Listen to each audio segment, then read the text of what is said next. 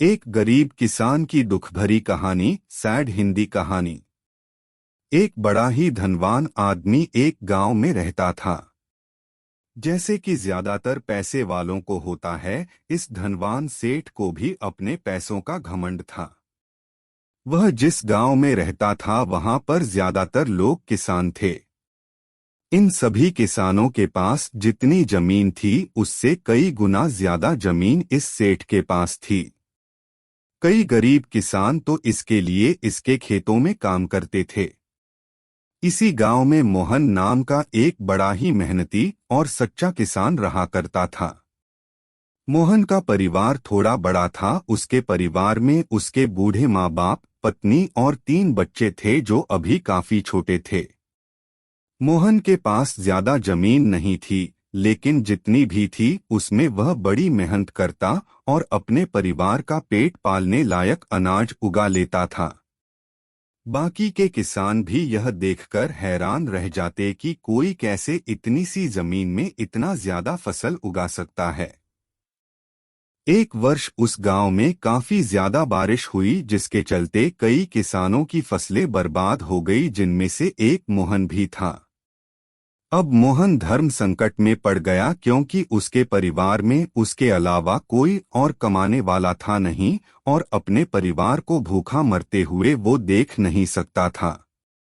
वह जानता था कि इस गांव में अगर कोई उसकी मदद कर सकता है तो वह वही घमंडी सेठ है, जिसने गांव के कई अन्य गरीब किसानों को या तो कर्जा दिया है या तो अपने यहाँ काम पर रखा हुआ है। हाथ पर हाथ धरे बैठे रहने के बजाय उसने इस सेठ के पास जाने का फैसला किया और एक दिन उनके पास पहुंच गया। सेठ के पास पहुंचकर मोहन बोला, सेठ जी, आपकी बहुत मेहरबानी होगी अगर आप मुझे थोड़ा सा कर्जा दे दे, जिससे मैं अपने खेतों में फिर से कोई फसल उगा सकूं, या फिर आप मुझे अपने यहाँ नौकरी दे दे ताकि मेरे परिवार को 2 वक्त का खाना मिल सके। घमंडी सेठ को उसकी इन बातों से कोई मतलब था नहीं, लेकिन गांव के सारे लोगों की तरह वह भी यह जानता था कि मोहन कितना मेहनती है और वह जिस भी खेत में काम करेगा वहां वह 2 गुनी फसल उगा सकता है। सेठ ने सोचा, अगर मैं इसे पैसे उधार देता हूं तो शायद यह इस स्थिति में नहीं है कि मुझे वापस लौटा सके, लेकिन अगर मैं इसे अपने खेतों में काम करवाता हूं तो मुझे जरूर दुगना फायदा होगा। सेठ मोहन से बोला, देख भाई, पैसा तो मैं तुझे दूंगा नहीं और मेरे पास अभी खेतों में काम करने के लिए कई किसान पहले से मौजूद है, लेकिन तुझ पर तरस खाकर मैं तुझे अपने खेतों में नौकरी देता हूँ, पर मैं तुझे इसके लिए ज्यादा पैसे नहीं दूंगा। बाकी किसानों को मैं 300 देता हूँ, मैं तुझे 200 ही दे पाऊंगा। मरता क्या न करता। मोहन ने सेठ की शर्त मान ली और उसी दिन से सेठ के खेतों में काम करना शुरू कर दिया। 2 महीनों तक नियमित वो सेठ के खेतों में जाकर कड़ी मेहनत करता और देखते ही देखते 4 महीने का काम उसने अपनी मेहनत से 2 महीनों में ही खत्म कर दिया। सेठ उसके काम से काफी खुश था, लेकिन वह कभी उसको यह जताता नहीं था। जब सेठ ने देखा कि उसका खेतों का काम अब खत्म हो चुका है, अगर वह मोहन को काम से निकाल देता है तो उसके 2 महीनों के पैसे बच जाएंगे, तब सेठ ने मोहन को काम से निकालने का फैसला किया। एक बार सेठ को ये विचार भी आया कि इतना मेहनती आदमी शायद उसे दोबारा ना मिले, लेकिन फिर उसने सोचा कि जब अगले साल काम आएगा तब उसे फिर से नौकरी पर रख लेगा। आखिर इस गांव में उसके अलावा है ही कौन जिसके आगे ये लोग अपने हाथ फैलाएंगे।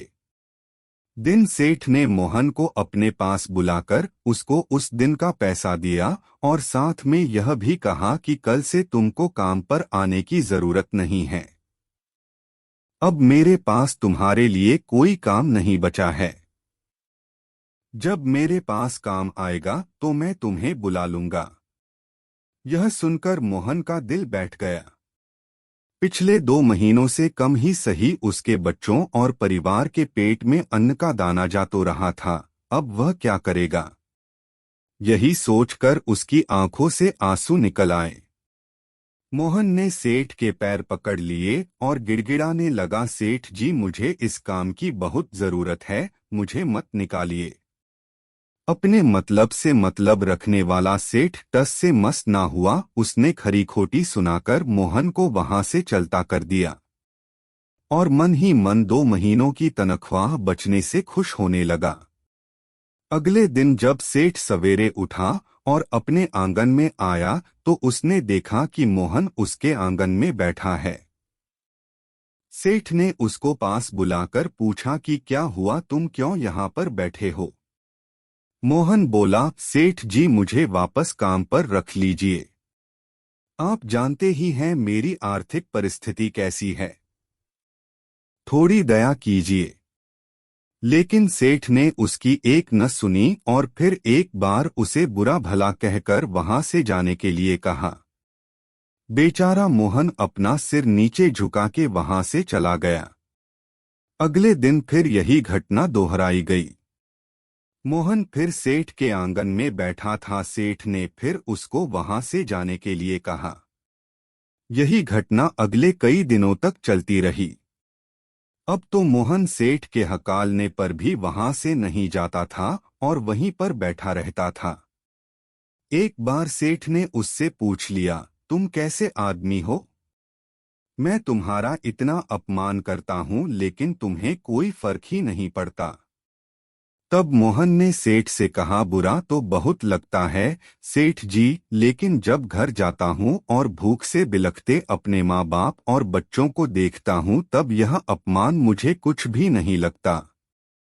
इतना सब कुछ होने के बाद भी सेठ का दिल जैसे पत्थर का बना हुआ था। उसने मोहन को अभी तक काम पर नहीं रखा और न ही उसका ऐसा करने का कोई इरादा था। एक दिन सेठ ने सोचा कि कुछ दिनों के लिए किसी और गांव चला जाता हूं ताकि मोहन से पीछा छुड़ा सकूं। अगले दिन मोहन के आने से पहले ही सेठ अपने परिवार को लेकर अपने किसी संबंधी के यहाँ चला गया और वहां पर 10 दिनों तक रहने के बाद फिर अपने गांव अपने घर वापस लौटा। घर लौटते ही सेठ ने आसपास हर जगह नजर दौड़ाई तो पाया कि वहां पर अब मोहन नहीं था। सेठ ने सोचा, मेरी तरकीब काम कर गई, लगता है मोहन से अब पीछा छूट गया है। हालांकि अब सेठ के द्वार पर मोहन नहीं बैठा था, लेकिन मोहन का विचार अभी भी सेठ के मन में घर कर बैठा था। सेठ सोच रहा था, मोहन इतनी जल्दी हार मानने वाला आदमी तो नहीं दिखता है। उसके साथ क्या हुआ होगा? क्या उसे कहीं कोई और काम मिल गया होगा या फिर और कुछ? इन विचारों ने सेठ को बेचैन कर दिया और आखिरकार सेठ को मोहन की खबर लेने के लिए गांव में जाना पड़ा। सेठ को मोहन का पता नहीं मालूम था, इसलिए अड़ोस पड़ोस के अन्य किसानों से पूछने पर पता चला कि मोहन घायल हो चुका है और अपने घर पर आराम कर रहा है।